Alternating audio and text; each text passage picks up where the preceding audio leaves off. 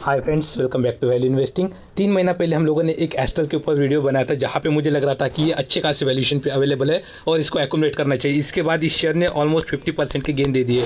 Second, हम लोगों ने 2 महीने पहले बजाज फाइनेंस के ऊपर डिस्कस किया था जब ये 5874 के प्राइस पे चल रहा था और वहाँ पे बोला था कि शॉर्ट टाइम में ही आपको 7200 के टारगेट्स दिखाई दे सकते हैं। तो यहाँ पे भी एक अच्छा खासा गेन मिला था।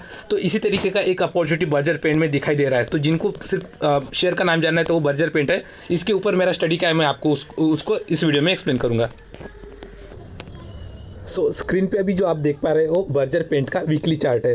तो सबसे पहले आप यहाँ पे देखेंगे तो एक माइनर सा सपोर्ट इस पर्टिकुलर पॉइंट पे मिला था, सेकंड सपोर्ट यहाँ पे मिला था और थर्ड सपोर्ट मुझे लग रहा है यहाँ से लेगा। इवन अगर यहाँ से डाउनफॉल होता है तो मैक्सिमम 5 से लेकर 7% का होगा। तो यहाँ से एक्यूमुलेट करना एक तरीके से सही रहेगा। अभी इसके पीछे का दूसरा रीज़न मैं आपको बताता हूँ। इसके जब रिजल्ट पब्लिश हुए थे तो उस टाइम पे ये 5 अगस्त को ये इसके वाले रिजल्ट पब्लिश हुए थे। तो यहाँ पे ये कैंडल है, ठीक है। उसके पहले यहाँ पे हमें कुछ यहाँ पे जो शेयर प्राइस में अपसाइड मोमेंटम है वो दिखाई दिया था, लेकिन जब रिजल्ट आया था उसके बाद में थोड़ा सा अपसाइड मोमेंटम दिखाने के बाद स्टॉक यहाँ से करेक्ट हुआ है, ठीक है। तो अभी ये जिस प्राइस पे मिल रहा है ना, तो ये जिस टाइम पे मतलब क्वार्टरली रिजल्ट आए थे उससे नीचे के लेवल पे ही यहाँ पे ये मिल रहा है, ठीक है।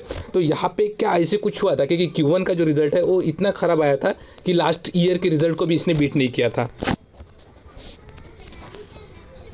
तो अगर आप यहाँ पे रिजल्ट चेक करेंगे तो ये जून 2021 का डेटा है, जून 2022 का। तो यहाँ पे अगर आप प्रॉफिट देखेंगे तो 140 करोड़ से बढ़ के ये 254 करोड़ हुआ है, यानी यहाँ पे इंप्रूवमेंट है।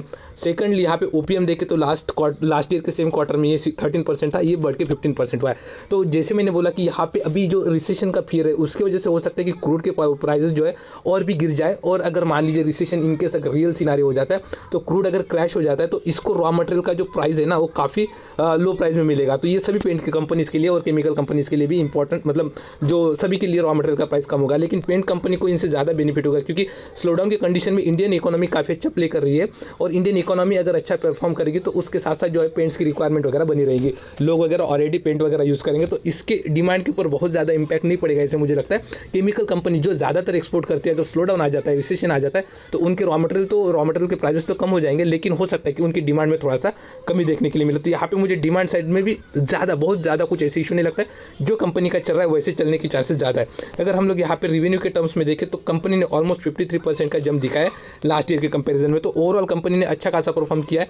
बस प्रॉब्लम है कि जो इनके वाले जो ओपीएम है वो इम्पैक्ट हुए, इसकी वजह से यहाँ पे थोड़ा सा हमें जो परफॉर्मेंस है वो थोड़ा सा कम दिखाई दे रहा है। क्योंकि यहाँ पे अगर आप देखेंगे तो मोस्टली जो है 2021 में यहाँ पे जो है ना क्रूड के प्राइसेस कम थे, इसलिए इनका ओपीएम 17% आता था और उसके पहले 16 और 15% की इसमें था।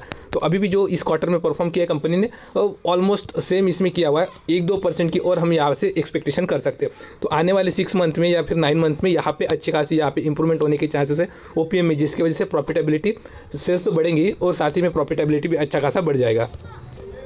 इसी प्रॉफिटेबिलिटी की वजह से यहाँ पे अगर देखें तो ये ऑलमोस्ट 60 का एक निकल के आता है इसका वाला रेंज, जहाँ पे इसका अच्छा खासा डिमांड जोन बना हुआ है। क्योंकि ये 5 ईयर्स का चार्ट देखा हम लोगों ने, ऑलमोस्ट यहाँ पे 60 के प्राइस पे अच्छा खासा यहाँ पे ये सपोर्ट लेता है। 60 के नीचे जितना भी मिले आपको उतना एक्यूमुलेट करना चाहिए मेरे अकॉर्डिंगली।